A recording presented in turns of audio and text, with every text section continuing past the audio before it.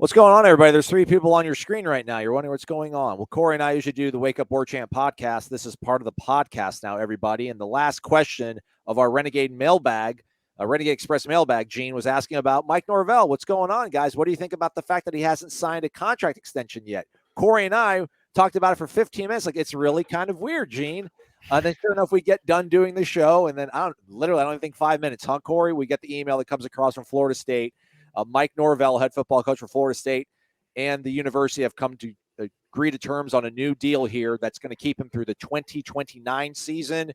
We don't have the particulars on the financials, Gene, right now, but we do know that it's going to be an average of over $8 million a season. I guess we can get into what that means, that big number there, but just on the whole, when you see that number into the year 2029, I guess this is kind of like a quasi 3-year extension if we're doing our math right, Gene, because he signed a 6-year deal that started in 2020. They gave him kind of a 1-year deal tacked on top of it after last year. So this, in essence, seems to be a 3-year extension. How good do you feel about leaving Florida State in the hands of Mike Norvell up into 2029 now? Well, it looks good. First of all, I'm glad to see that Michael Alford watches this, this show on Warchant TV. Because Corey, remember, it was about 3 weeks ago we did a video. Yeah. And we said it's time to do an extension. And I think whether it's you or Jeff came in and we looked at the other, or I guess we got to give credit to Ira a little bit. But he's talking about the other in-state coaches and what they were making. And Cristobal makes right about $8 million. We're saying that's probably about the range you need to do to get him competitive where he needs to be. So I noticed that just a little bit over $8 million they're putting out. And if you go back and look, Cristobal's right at 8. So I think this is so they can say we now have the highest paid coach in the state resides in Tallahassee. And also when I looked at the last list, I saw the top 10 coaches. Cristobal was number 10. So this would mean Norvell would push him down out of the top 10. Then he would be the number 10th highest paid coach in college football. So, I mean, it's a great move for Florida State and needed to happen. Thank goodness they got past that hurdle that is Jimmy Sexton. I know that wasn't an easy one, but apparently they were able to come to an agreement. I'm going to be more curious, and stay tuned to Warchant, and I want your opinion on this, Corey, too, is those buyout provision. Isn't that what this is all about? We're not surprised at the term or the amount, the salary, but really what are those buyout provisions going to be? Yeah, because what in the grand scheme of it, Gene, it's awesome that they did it. I think it's important to make him the highest paid coach in the state since he won both those games this year, and he has the best program in the state right now. But let's say, and I'm not trying to be Debbie Downer here, because this is the state of college football now. If he goes and wins himself a championship in 2023, isn't this contract just getting torn up again? As soon as somebody else makes a run at Mike Norvell and you have to pay the piper to keep him here because Notre Dame wants him, or A&M wants him, or LSU or somebody like that wants him, that's to me, it's not curious. It's just what do you think the ceiling is for Florida State when it comes to Mike Norvell's yearly salary? Like, I think right now, personally, and I could be completely wrong, but when you're in the ACC, I feel like you're kind of bumping your head against the ceiling right now at $8 million a year. But I probably would have said that 10 years ago with $3 million. So who knows? Aren't we a little jaded, though, by Jimbo? Because every time, it seemed like every year he shopped out there, which seemed unusual. Yes. That's not the norm, where every time he pushed Florida State threatening LSU, and they had to bump that salary up constantly. I don't know if it's quite the same. $8 million is very competitive. It's good. Now, you say they win a conference. Well, I get it. They win the conference. Let's say they don't go to the playoffs. I don't know if that's really going to have that much. But no, I said if they win a championship. Oh, a champion, the championship, not the ACC. One of them. Well, if you get into the college football playoffs, let's even say, no, I agree with you in that hypothetical, because there's going to be some rich SEC team that's going to fire a coach that's going to throw probably $10 million plus at them to come there. But if you're getting this team into the playoffs after where they were at 2 years ago, then I think you have to find a way to pay him that money, pay him $10 million, right? Well, you can't let him get away at this point, the state of where the program's at. And I think that's why, like you talked about, the buyouts, Jimbo didn't have buyouts. You can't, I just hope we have not seen the contract details other than the $8.05 million, which is the average salary for this extension. You have to take care of yourself in case something like that happens. You have to make it hard. There has to be belief. Like, look, and I know how the world of sports works and how the world of college football coaching works, but Florida State just tied its entire program to Mike Norvell for the rest of this decade. Did Mike Norvell and Jimmy Sexton do the same for Florida State? Meaning, if Auburn comes and Auburn comes calling or A&M comes calling, we're going to make you good. We do not want to leave, because if we do, it'll be so expensive for Auburn, or it'll be so expensive for us to have to pay you this buyout. That's what I wonder about. Like, what is the buyout terms on each side? Because other than that, man, I think we all believe in Mike Norvell. He's certainly done a great job this past year, and they're going to be preseason top 10, top 5. He's got this program heading in the right direction. But 2027, 2028, 2029, that's a long time from now. And you might still be on the hook for $8 million for a guy that maybe didn't turn out to be the best coach in America. And I think he will be, but I just look at it through, well, maybe not the best coach in America, but one of them. I look at it from a cynical point of view of, how does Florida State get made whole, either if he doesn't work out and isn't great, or he is great and somebody comes and poaches him or wants to poach him.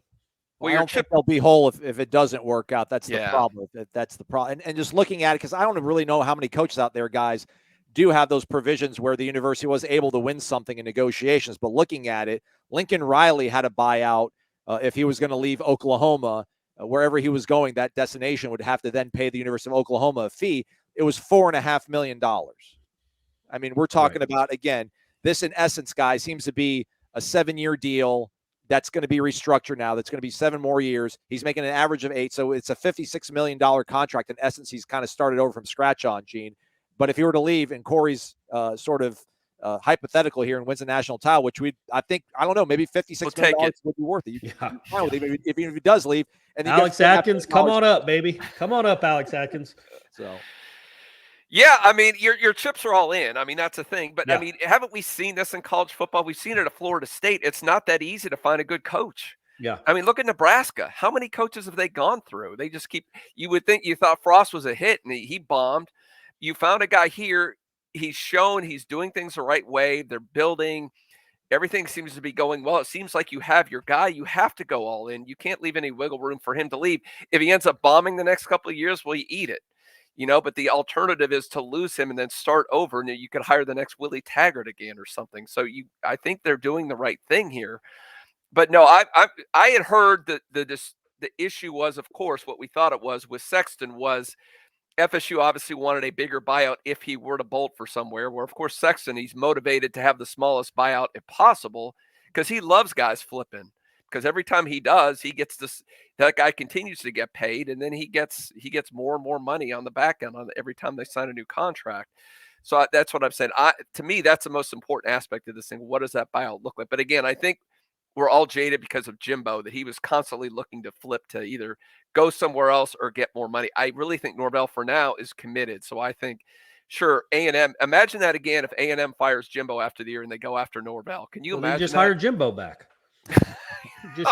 And make Aslan happy. Yeah, that's right. Aslan be ecstatic. And look, I love this for the point of view that Florida State, at least in recent years, has been portrayed as this poor school. Doesn't pay its coaches, has terrible facilities, that had to do something with the aforementioned coach you just mentioned. That they didn't play big boy football when it came to salaries. Now, they've always had a very high salary structure for assistant coaches.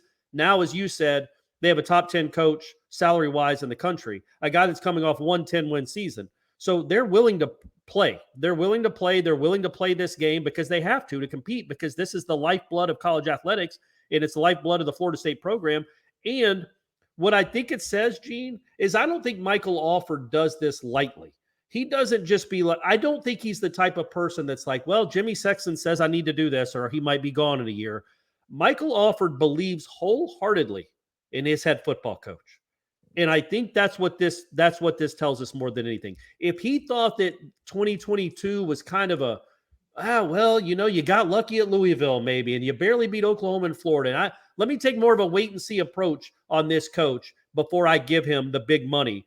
No. He completely believes, and the power brokers at Florida State completely believe in Mike Norvell, which is a very good thing. And I guess I was being a cynic earlier. All in all, I think this is a very good day for Florida State. I think you've locked up what I think is one of the best coaches in the United States, and you've locked them up really well. We say locked them up. That's in quotes. We'll see how this goes.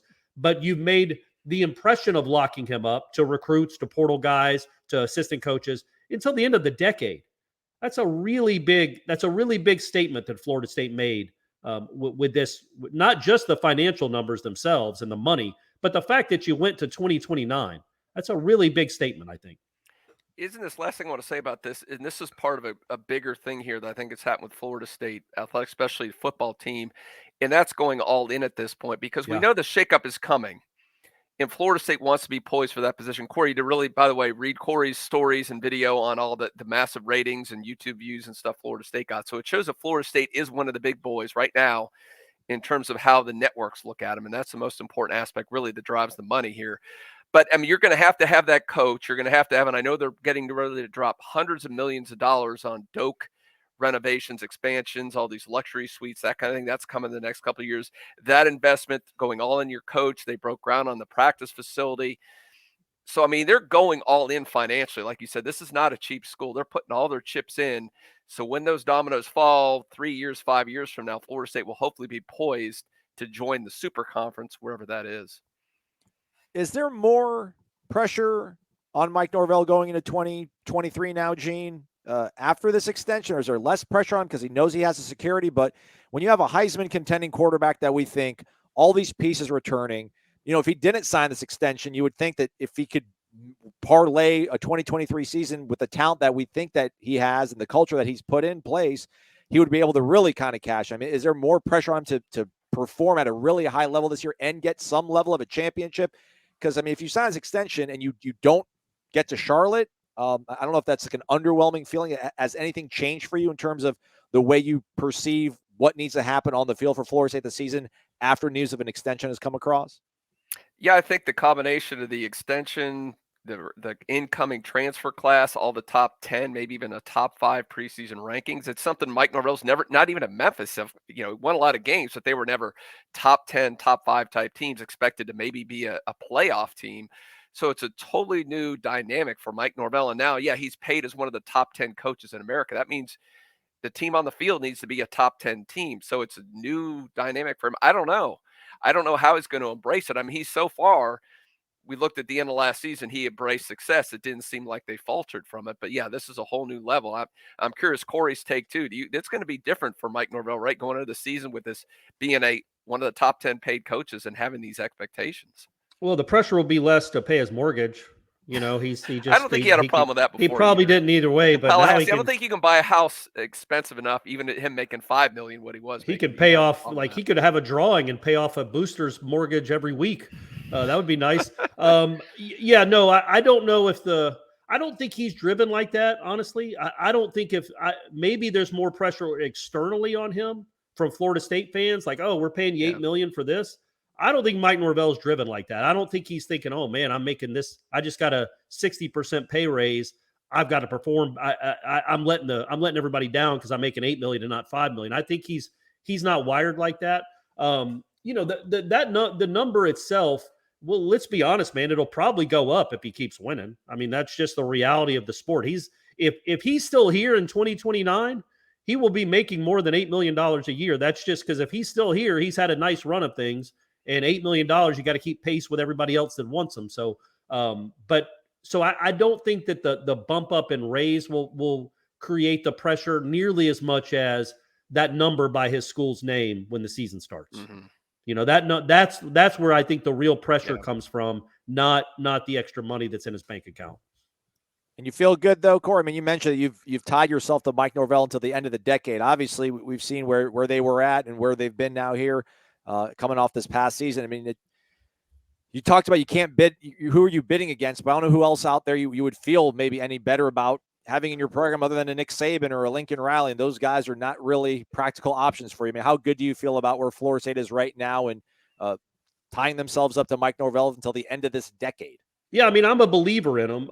Personally, just from my point of view, a contrarian's point of view is like, well, You could have waited and done this in December of next year after he gets you to the ACC championship, still gone up to $8 million and saved yourself whatever you would end up saving yourself, $3 million, not the biggest deal in the world. But I think so just from me being kind of a bean counter, I'd have been like, we really got to do this in February. Why don't we wait and let's see how that LSU game goes? We still believe in you, Coach. Corey, you don't think he's sitting at 10-0? Sexton is already fielding calls from SEC schools. If he's sitting at 10-0, yeah, but that's when I think before that extension even happens. So then the one risk there is that's when you come back and say, now we'll get you up to $8 million, and he might lost your leverage. Yeah, you didn't believe in me before that. You didn't believe in me until I went 10-0. So that's where the negotiation comes in. And I did this on the podcast and an answer that we will now scratch because this happened. But I was like, let's not blame it. Let's not make Jimmy Sexton the key point in all this. Like, he works for Norvell. So Norvell will be listening to those. You know what I mean? Norvell could shut it all down. Jimmy Sexton's trying to get the most money for himself, but he's also trying to get the most money for his clients. That's how he works. So he's just doing his job. And this was a good day for Jimmy Sexton, but it's a great day. It's a great day for Mike Norvell. But yeah, I think that I believe in this guy. I think he's the real deal. And I think more than anything, it's another good headline for your program this offseason. I think you got all the transfers, you got the preseason rankings, you get all this talk about maybe contending for an ACC championship. Now, to all the kids in the portal, all the kids in high school, they'll see this on the bottom line too. Mike Norvell, Florida State, agreed to contract extension. It's just more positive news for a program that's had a whole bunch of positive news the last 3 months. And hasn't this flipped? I meant to shut up, but I thought about, you brought something to my mind, Corey. A year ago, the narrative was Mike Norvell might be on the hot seat, and the two other in-state coaches have the new young hot coaches. Right. Now, they both had horribly underachieving season, especially the folks down in Coral Gables. It looks like the rails are completely coming off down there. So now it's like the stable program with the hot futures, Florida State, where these other two are, dumpster fires right now. So, I mean, this has got, like, to your point, this has got to help recruiting going forward, I would think. Yeah, well, yeah, it will. I don't know how much. I just think it's more positive momentum for within the program, within the state. It's just really positive momentum. I don't know how much it matters to a junior in high school, this contract extension necessarily, but I do think that it matters that the Florida State administration believes so much in their future head coach. You know what I'm saying? I think that's what matters the most. And it's a really positive day. Great day for Mike Norvell, and I think a pretty darn good day for Florida State fans that this guy seemingly, again, we use it in quotes, is locked up until 2029. Absolutely absurd sort of industry it is, the college football coaching industry. But as you look on your screen, everybody, again, $8 million is a huge, huge number, and that's what Mike Norvell is going to be averaging up until 2029. But look on your screen right there. Listen to the words I'm saying if you're listening to the podcast. Billy Napier is averaging $7.4 million a year. Mario Cristobal is averaging $8 million a year. 8.05 coming off a 10-3 season, beating these guys. Makes you feel all right about $8 million. And of course, this is the cost of business in this day and age of doing this. Gene, thanks for hopping on and give us your great, unique perspective covering Florida State for so many years. Hey, my pleasure, man. Glad we're happy times right now. Let's soak it in while we can. Amen, brother. Hit the thumbs up if you made it this far. I forgot to ask at the top of the video because we're doing it for the podcast too, but you made it this far. You're interested. Hit the thumbs up, subscribe to the YouTube channel and warchant.com. Thanks, gentlemen.